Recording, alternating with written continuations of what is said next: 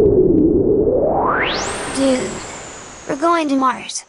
Welcome to the rabbit hole. Bienvenidos a El Hoyo del Conejo.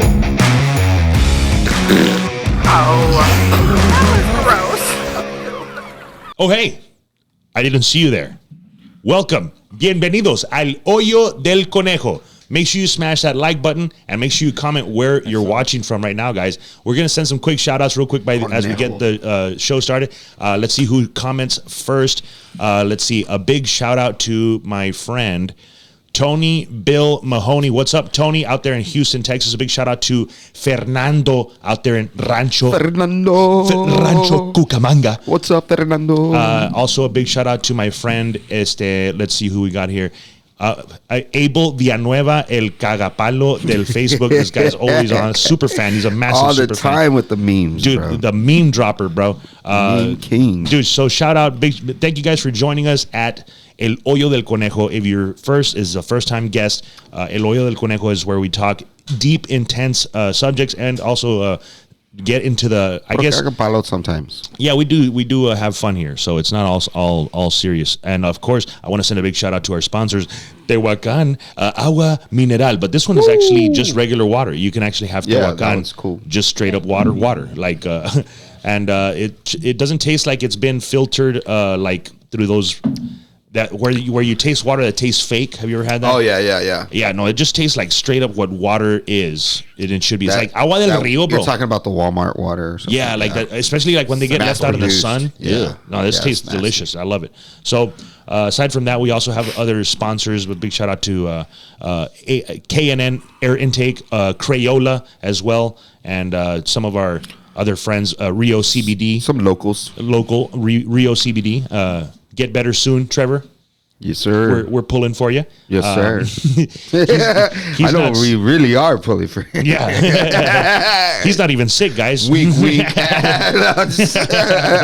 So, yeah, buddy. Aside from that, here on the rabbit hole today, my friends, we have one of my dearest friends in comedy. This guy, anytime we go on the road, this guy crushes it.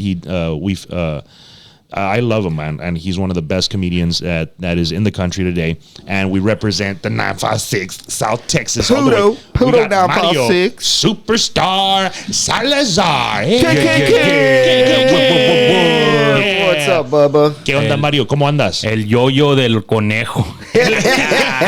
Welcome to the hole of the rabbit. Yeah, bro. Yes, sir, baby. And in case you don't know, Mario is a stand-up comedian, but he's also gained some massive popularity due to his voice-over reaction videos on some fights and some animal videos, and that's where he's really Facebook gained. jail a couple times.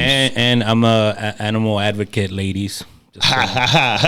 He's also I rescue pets. Get wet, ladies. Que se mojen las viejas.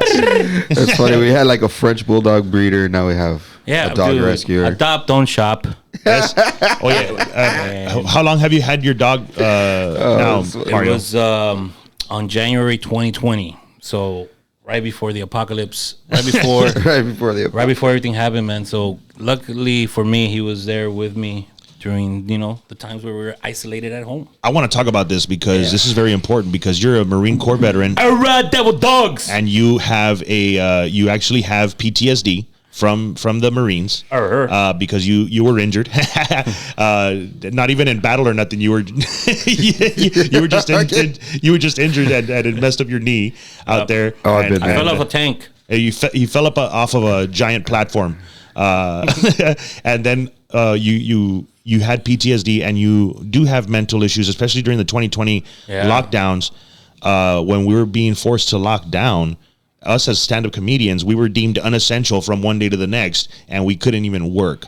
How did that affect you mentally, and how was that your mental health during that time? For me, being an alcoholic and a drug addict, it was hard because what helps me stop those cravings sometimes is the laughter of people, man. There's no other better drug than the laughter of people. Yeah, we hear that. I hear that all the time. And I was, even to this day, bro, I still get like cravings for Coke, and I haven't done Coke in 9 years.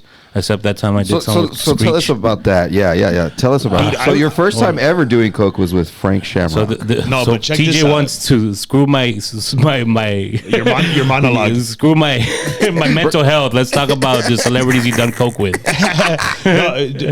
But you did have a severe addiction because when we first started working together, I personally saw Mario almost die on stage. Wow. Yeah, he was like Red Bull and Coke, like just that was Four his Locos fuel. and cocaine. Four Locos and cocaine. 8-ball and like 3-4 Locos. That's crazy, just bro. Before going on stage. Yeah, this guy was on stage, bro, and I was looking at him like, dude, this guy looks like he's gonna die, dude. He was super pale. Bro, he was pale. He was sweating. He was like, you could see the dark fatter. circles, and he was bigger, bro. Like, así macizo, and I'm like, dude, this guy could have he looked like he was a walking heart attack. And so to see him now sober for 9 years, bro, believe me, that's a blessing of the Almighty. So, but during this time, you were seeing while you were doing lockdowns, you were fighting cravings to get back into that lifestyle. Yeah, just because I didn't have. I thought the first. I was like, man, so cool. I don't have to work. I get to chill with my dog just watching TV. Yeah. It lasted for like a day. So I realized how much I miss people and how much I miss the laughter. And it helped me realize how precious stand-up comedy is, how much precious stage is. Yeah. Because it was taken away from me. And how did that make you feel? So, when you weren't able to put me through a depression, but at the same time it made me wake up and realize not to take stand-up comedy for granted, and so it started making me work harder, as in my writing, as in other projects I'm working with, and then the videos I started doing. Yeah, those were. I've always wanted to be a sports broadcaster. That was actually my first dream. Watching sports since I was a kid, and I've always wanted to put my own twist on it and stuff. But out of high school, I was gonna go to Texas Tech to study that, but instead I decided that I wanted to party. Oh, you wanted to party? Yeah, because that's how the recruiter got me, dude. He didn't get me by saying, "Oh, you're gonna serve your country." He told me, "You want to freaking party in Tijuana, Mexico? I can guarantee you West Coast." Wow. And prayers to Tijuana, man. They're going through a lot of violence right now, bro. And I was just like crazy to think that I would go every day, like every night. I would cross over and just party. That's how stand-up came to me. Very naturally, because I used to be the MC at this club called Iguanas Ranas, and that's how I was kind of doing stand-up, and I wasn't even realizing, because I would do hey, welcome to Iguanas Ranas, this is a superstar, and then I would make fun of people's clothes. Like just roast people? Yeah, I'd be roasting people from the DJ booth, and they were like, who the fuck is talking, bro? You were hiding behind a wall? Yeah. That's super fun. Dude, so when you were barely starting in comedy, it had not always been a real smooth ride, right? No. What is one of the worst super cringe, one of the worst cringe moments that you've ever faced as a comedian, or one of the worst shows you've ever done, like where you bomb hardcore? Had few, man. The one I always bring up, they hired me to do a Christmas private party for Dillards. Oh, dude, I love this story, bro. I love this story. At La Plaza Bar? Yeah, Oh, Plaza my Bar. God, bro. Let me tell you, Mario is the only comedian to have ever gotten a permabanned from Dillards. What? I'm not allowed at Dillards, bro. That's Mario is not like this. He did such a bad up, Christmas party. He offended so many people at this Christmas party that he got banned from Dillards. And they took away my little my gift bag. Damn, that so they were where do you going to buy give him as payment, bro. They gave him it's just as a bonus. Yeah. Like that. Oh, we have a gift basket for you with colognes and gels and loofahs. Did they give it to you at the beginning? No, they gave it to him and they took it back. They took it back. What? No, they were holding it for me, and at the end of the night I was gonna get it. So when I asked for it, I was like, "Am I gonna take the gift basket?" The lady just goes, "Yeah, that's not gonna happen." So where do you get your penny loafers at now, bro? Tell them what happened. Tell us your penny loafers. So they hired me, bro. Okay, right? tell us how this happened. They hired me, and so I was a young comic at the time. I must have been maybe a year in. And there's been a lot of comedians that their first year, they're just, natural. I mean, I wasn't natural, but my writing needed a lot of work. Yeah. like a lot of comedians, I was doing a lot of vulgar material. Yeah. Very, and not even clever vulgar, just just nasty, and just dumb like stuff. Like I heard that every K Jewelers has a girl's best friend is K Jewelers because every kiss begins with K. No, every kiss begins with cocaine. Woo! Like stuff like that. No, like that, bro. Because ladies love cocaine, right? Like stuff like that, bro. At a private party, bro. Yeah, exactly. it's a Christmas party. Super cringe, bro. Yeah. So they this was 2008 or 9. Yeah. 2008. Dude, how are people dressed? Are they like fully like suited and booted? Yeah, just Dillard's clothing, like it's their Christmas party. Where's it at? Is it at Dillard's or is it at a hotel? No, it's at La Posada, I think. Okay, so it's like a real fancy hotel. And then you're just I'm there with Nejo shorts. No, okay, then what happened? So there was this gay gentleman. He was the manager. He was the manager of Dillard's. Yeah. And so the HR lady told me, well, why would she even tell me there's a gay dude there? Like, he's like, don't make fun of him. You can't tell that to a comedian, bro. Like, I was. They said don't. When people tell me don't do something, I kind of want to do it. I learned my lesson. I know exactly what you mean, bro. Yeah. I know. It was kind of like those things, like don't look, and you're like, fuck, I look. It's one of those things, and I was bombing right off the bat. I had some joke. I used to do a bit. It was hacky. You might be from the valley, which is kind of like I took it from like you might be clica. I had up my own. It's a good way to warm them up. Yeah, it was a good, but it wasn't. Yeah, it was sort of like you might be a redneck. You might be from the valley. Like, you ever had a stare down with a tacuache? Stuff like that. Yeah. And so I was doing it. I was doing it, and nothing was hitting, bro. And I was like, "Pues let me do gay jokes." Dude, how long did you go before you pulled the gay joke card out of your? I think like 10 minutes, bro. Oh my god! And you were supposed how long was the set? 30 minutes. You had to do the 30 set was minutes. 30 minutes. And at the time I was a young opener, the young comic. I didn't know like bring an opener. Yeah. I went straight up cold. Yeah. Nobody ever did you introduce yourself? No, the lady introduced. We have a comedian, okay, guys. Well, here you go, cheesy. sir. Yeah, real. Dude, don't say nothing about the gay guy. Yeah. But then you started doing jokes attacking the manager. Yeah. And what happened? Yeah. They were not received. They were well. not responding, and let's see, 2008. I was just trying to. I was trying to do Kesha jokes. That's what was popular at the time.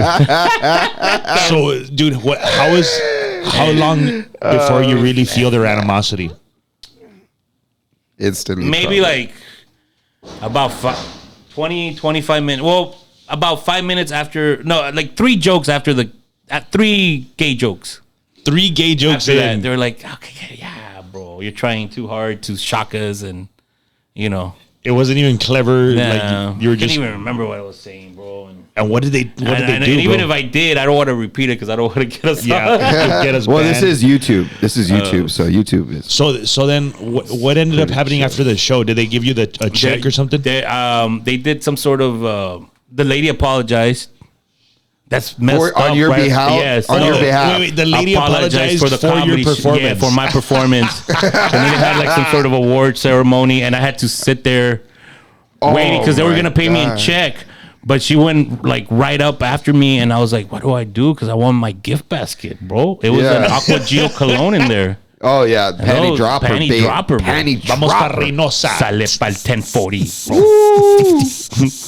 Y luego, No mames. So I waited for the whole award ceremony to be like, and I would clap at what people were getting, and they would look at me like, "Don't clap. You don't clap for me." Yeah, you're not part of us. Like, stop drinking the freaking. Stop You're drinking all the fruit punch, sir. Yeah, and so when the award ceremony was over, she's like, she looked at me like, "What are you still doing here?" Like, what? And because she said, "Well, I told you we're gonna send you your check." Oh my dude. gosh. And then I went, "No, ma'am, my gift basket." She's like, "That's not gonna happen." Yeah, dude, bro. that was one of the worst days. And it was a young comic. Denied by penny loafers. Yeah, and then there was one in Eagle Pass where the promoter didn't really promote the event very well. Oh my goodness, dude. And dude, we've been there before. Is that Tweety Bird guy? Yeah, shout out to DJ Tweety. Shout out DJ Tweety. I've done a show for him, dude. There was 12 people there, man. I was like, man, Raven Bros. That's with me, bro. I'm like, come on, dude. How come you got no friends, bro? That's great.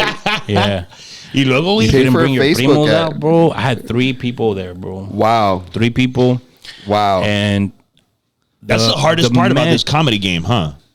Like when you show up and there's nobody there, what did you do? You're seeing yourself 3 people are there. What are you thinking? I'm thinking, let's give him because we waited forever. This dude was like, go on Facebook Live. What? Like trying to get you to... The show started at 9.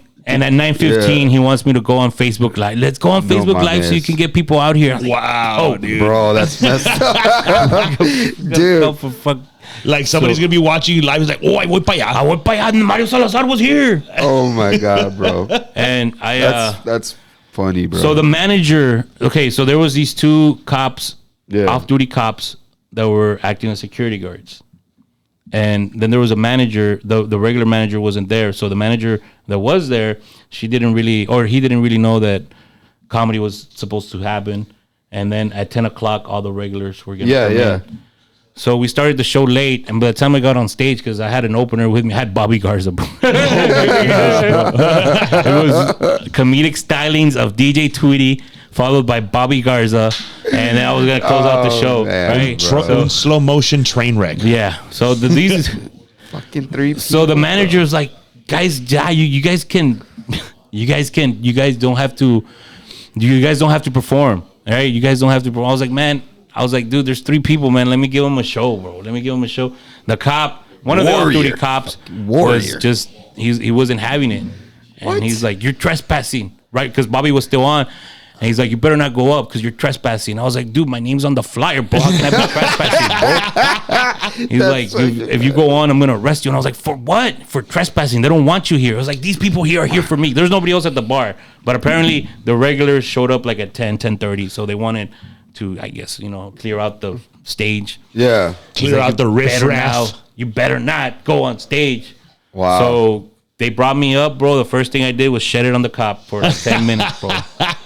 He called the cops because he was an off-duty cop. He didn't arrest me. Yeah. But he detained me. He called his homies. He called his friends. Wow. Like three police cars show up. Wow. Like not with guns drawn, but like a total of 8 cops all surrounding me just because I wanted to perform. There was the guys. All the other officers were like, man, we're sorry, man. And I was like, dude, I just wanted to perform. He's like, they were kind of like making fun of the dude, like, really, dude, why'd you call the cops on this guy, bro? Like, he didn't do anything wrong. You called for backup, bro? Yeah. So that was one of them too, man. I almost got Lenny Bruced. And then there's a time. Did you go to jail or no? No. They just detained me. The cops that actually showed up to were like, hey man, calm the fuck down. Probably told them, right? Yeah, they were like, they. I know they were talking to that guy, and he was kind of doing this body motion, like, well, what do you want me to do? Like, and you could tell the other guys were just laughing at it, like. So they let me go. He called me for this, bro. And then Tweety was like, hey, bro, let's go to this bar. I know where a lot of people show up. You could do 5 minutes. Oh, my goodness. I still did it, though, man. I still went and did it. It was a packed crowd, and I actually crushed it there. And I told the story. And, but that was one of them, too. And then me and Raymond, John Stringer, and Barry Laminack. That's a hell of a name at the end, bro.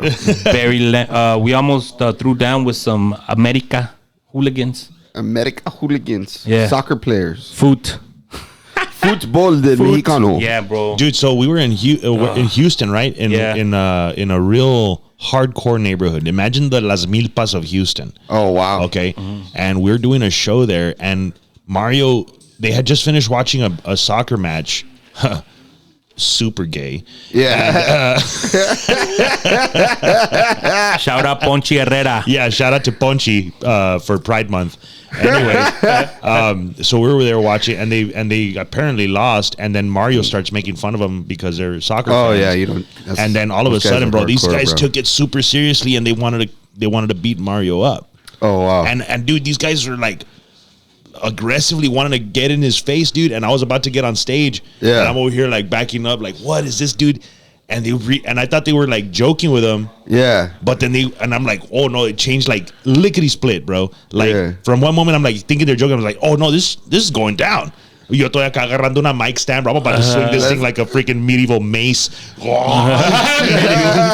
So what really, because I was first making fun of them and they were like kind of telling me stuff back, but then I went off of, I just ignored them and did my set for like 2-3 minutes. Yeah. One of them went up to the DJ, who the DJ was also an America fan. Wow. And they played their war song, the America theme song during my set, bro. Wow. And that's what pissed me off. And that's when I started just like ripping him. He started ripping him after that because it's like, I've seen you go after some people in Isla Grande, bro. Nah, not too bad. Not the guys from Oklahoma, remember? They're like, really? Yeah, remember that one where you're like, oh, you're probably here with your brother who you're married to. No, that wasn't me. Yeah, it was. It was? Yeah. You were ripping into the people from Oklahoma. Team Nesia. I think it was Team Nesia. Yeah, dude. Friends or something. Making fun of. Oye, Mario, and so what would you say that you've taken from this whole journey of yours? Like even from being locked down, facing your mental health issues of isolation, because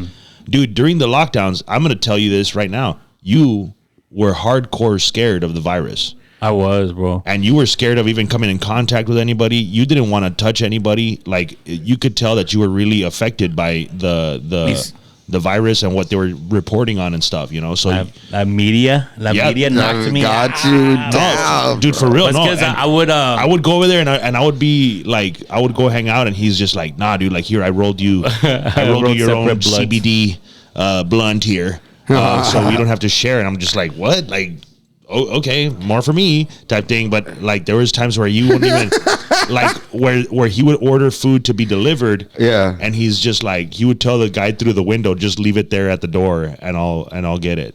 Like he didn't want to have any human contact. Spraying down everything, bro. He was spraying down everything. Spraying down my CBD. We were actually going to start a sanitation. We were going to start a sanitation company. Me and my wife. A lot of people started doing that too, man. So the sanitation thing. So how did that affect you though? And as far as your mental health, like that isolation, how did you really come about? It really, I'm not gonna say it was a good thing. We were. It was. I mean, the world got locked down. Yeah. People were. But it just. It made me appreciate stand-up comedy. It gave me like a new.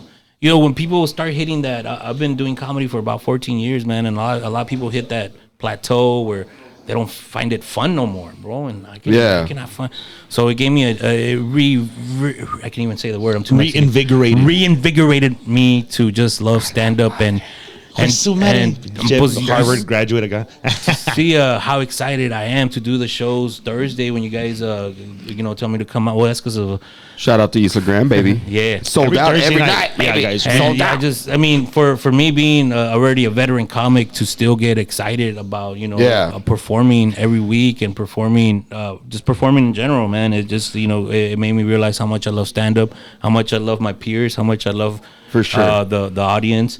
And just how much I love the world of comedy, bro. Yeah. Out of your entire set, out of your entire repertoire of material, what is your absolute favorite line or joke that you just love telling that is going to get a laugh?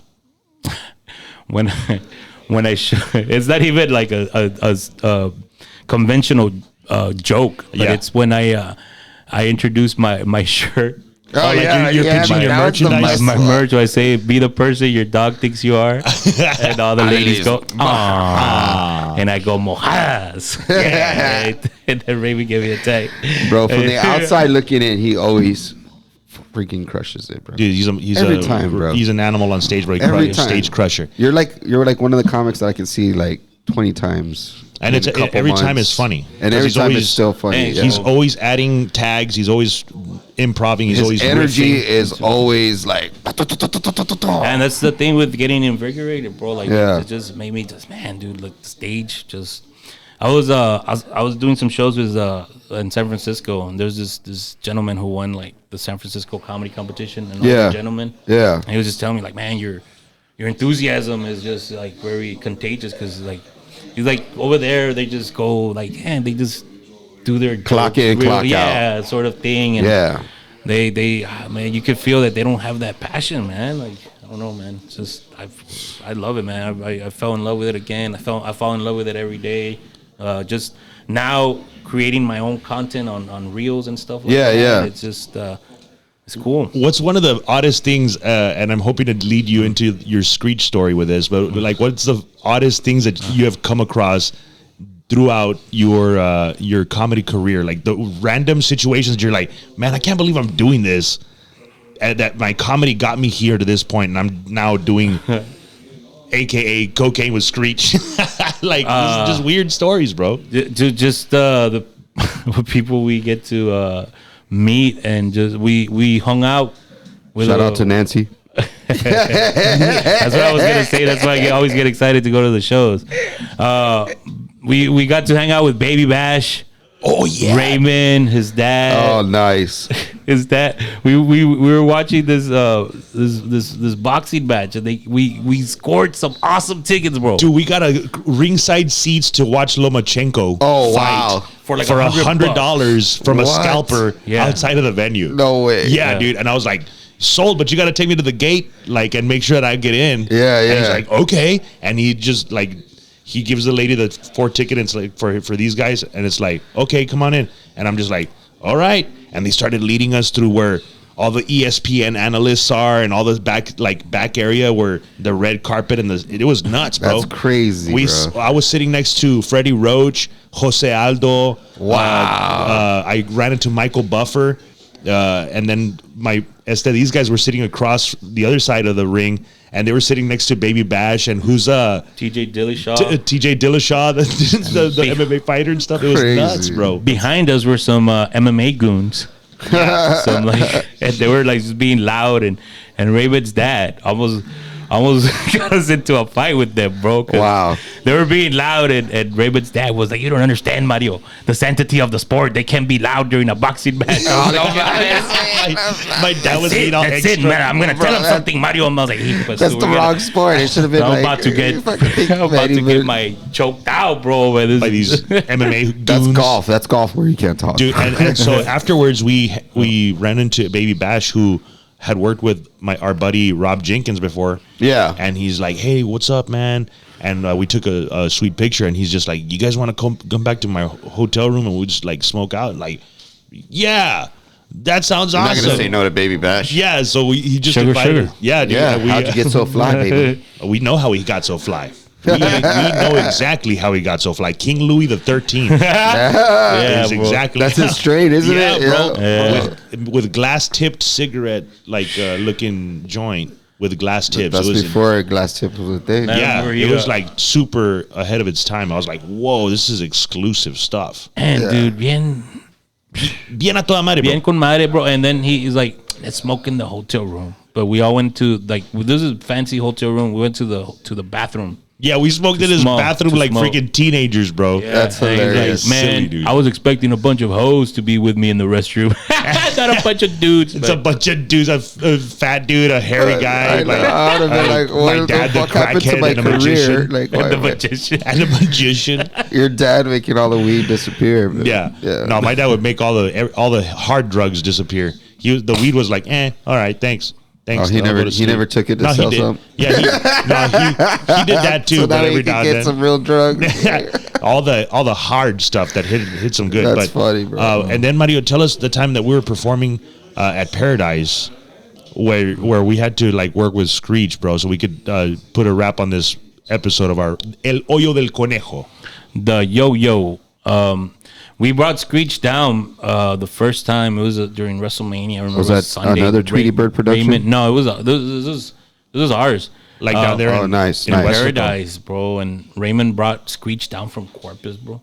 From Corpus? Yeah, I drove him down. Oh, He was being kind of rude, no? And he was being kind of rude to me. Like, and I'm driving him down. I'm like, so Raymond scared him to about the gig. I scared him, dude. I told him because in my defense, I was just telling him the truth. Yeah. You know? Yeah. Because Paradise Roadhouse had become known in the comedy community as the American Gladiators of comedy. Like every terrible thing that could be in a bar for comedy, like distractions, noise, it was inside this bar, blinking lights. Yeah. The copperhead hose. The ladies that aren't even there. The ladies that aren't even there for comedy. They're just there to dance afterwards and get free drinks. So they don't care. They're just there. Yeah. They're just talking over your show.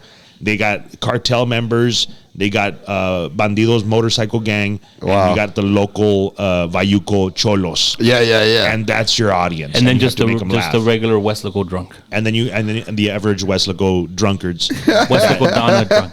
Yeah. Donna.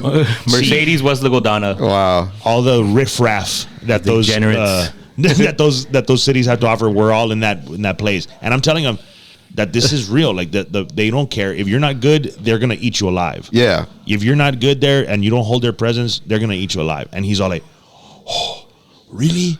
I'm like, "Yeah, dude, it's straight up." Like I've seen legends go in there and just eat a plate of fecal. It's a fecal fiesta.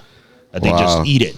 And people that have been on HBO, Letterman, Howard Stern, Comedy Central, and Sass. And so when Mario and I are doing this show, Mario goes up there, he kills it, and then he brings me on stage, and I just crush this thing, bro. I got a standing ovation, and then Screech has to go on after me. Pobrecito, he's todo cagao, güey. He's pacing in the back like, oh. I can't believe I agreed to do this. Yeah, dude, he's in the lion's den, bro. Cagó, bro. You gave him colon cancer, bro.